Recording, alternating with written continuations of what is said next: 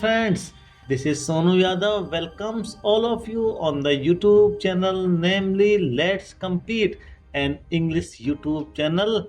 This YouTube channel will enlighten you with a lot of knowledge. Several type of topics will be covered. Those will help you for the next upcoming competitions regarding the various type of services and jobs.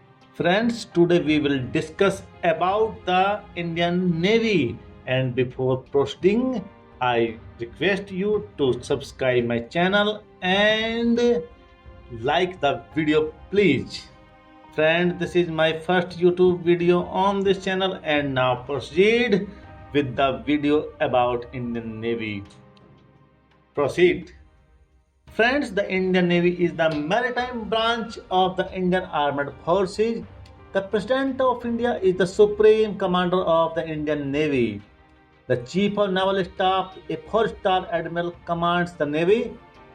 As a blue water navy, it operates significantly in the Persian Gulf region, the Horn of Africa, the Strait of Malacca, and routinely conducts anti-piracy operations and partners with other navies in the region.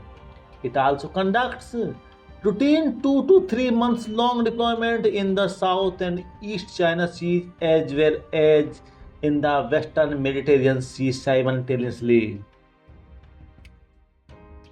The primary objective of the Navy is to safeguard the nation's maritime borders and, in conjunction with other armed forces of the Union, act to deter or defeat any threat or aggression against the territory, people, or maritime interests of India both in war and peace.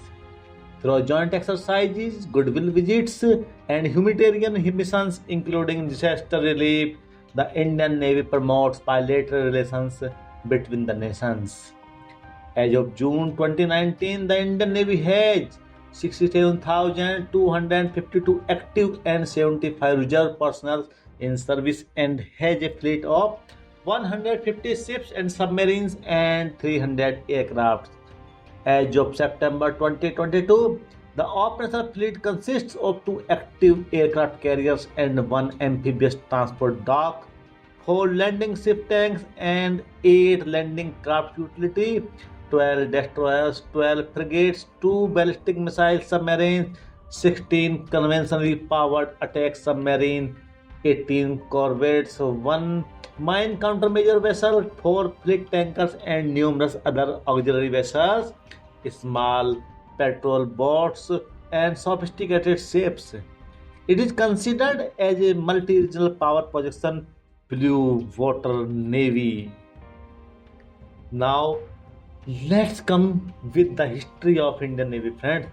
The maritime history of India dates back 6,000 years of the pre-Indus Valley civilization.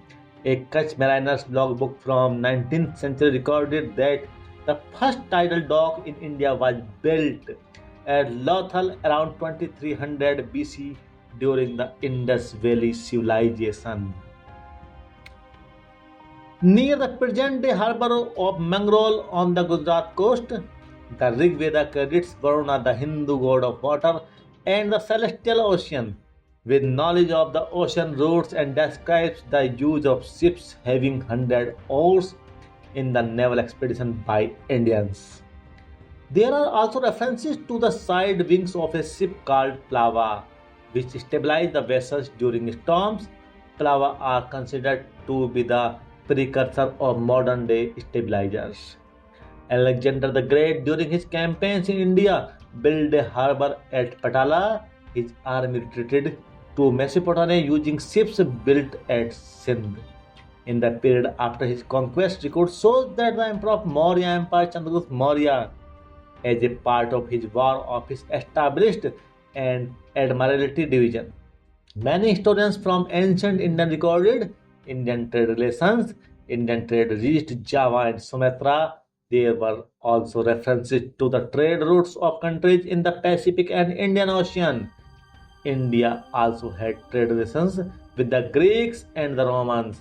At one instance, Roman historian Gaius Plinius Secundus mentioned Indian traders carrying away large masses of gold and silver from Rome in payment of skins, precious stones, cloths, indigo, sandalwood, herbs, perfume, and spices.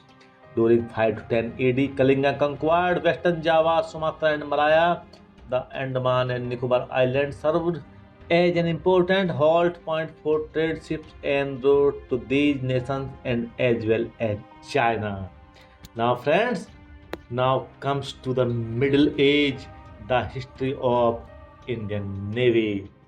Medieval empires in the Indian subcontinent further developed their naval forces during 844 to 844 AD. The daily revenues from these nations were expected to be around 200 mons, 1 ton, 8 ton, 7.9 long tons, 8.8 short tons of gold. Means during 984 to 1042 AD, under the reign of Raja Chola I, and Kulothunga Chola I, a naval expedition by the Chola dynasty captured parts of Burma, Sumatra, Sri Lanka, and Malaya, and simultaneously repressed pirates' activities by Sumatran warlords.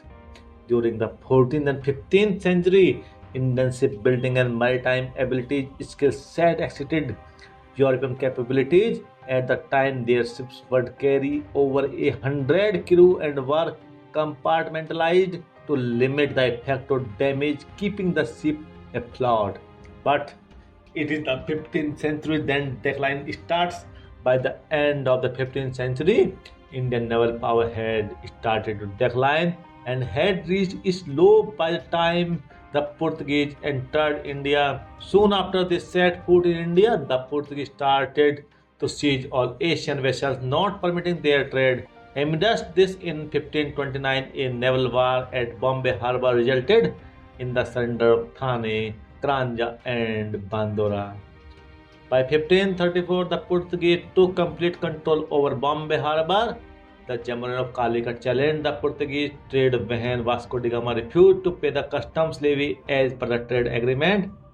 This resulted in two major naval wars. First one, Battle of Cochin, was fought in 1504, and second engagement happened 4 years later of due. Both these wars exposed the weakness of Indian maritime power and simultaneously helped the Portuguese to gain mastery over Indian waters. However, in 1526, Jamaica launched the siege of Calicut on the Portuguese forts in Calicut, successfully eliminating Portuguese influence in the city. But later revival starts. In the later 17th century, Indian naval power revived. The Mughal Empire maintained a significant naval fleet, although it was the weakest branch of the military. The Navy mainly patrolled coastal areas. The Navy was active in the siege of Hooghly and the Anglo-Mughal War. One of the best documented naval campaigns of the Mughal Empire were provided during the conflict against Kingdom of Arakan, where in December 1665, Aurangzeb dispatched Shaista Khan, his governor of Bengal, to command 288 vessels and more than 20,000 men to pacify the pirates' activities within Arakan territory and to capture Chittagong. Empress Marejumani maintained large fleets of trade ships, including the Rahimi and Ganjesavai. The Rahimi was the largest of the Indian ships trading in the Red Sea. After being sacked by pirates, the ship was replaced by the Ganjesava. This ship was eventually sacked by English pirate Henry Avery. The Maratha Confederacy had a significant coastal navy. The alliance of the Mughals and the siege of Janjira was marked as a major power on the west coast. On the southern front, the first sovereign of the Maratha kingdom, Shivaji, started creating his own fleet. His fleet was commanded by notable admirals like Siddhoji Gujar and Kanoji Angre. The Maratha navy, under the leadership of Angre, kept the English, Dutch, and Portuguese away from the Konkan coast. However, the Maratha witnessed remarkable decline in their naval capabilities following the death of Angre in 1729. Friends, the story of the Indian Navy has not completed yet now. but as the video is going too long, so I conclude this video today, and the rest part of the story will be told tomorrow, I promise. So please, you are requested to subscribe the channel, like the video, and have a comment on the video. Please have a good day, friends.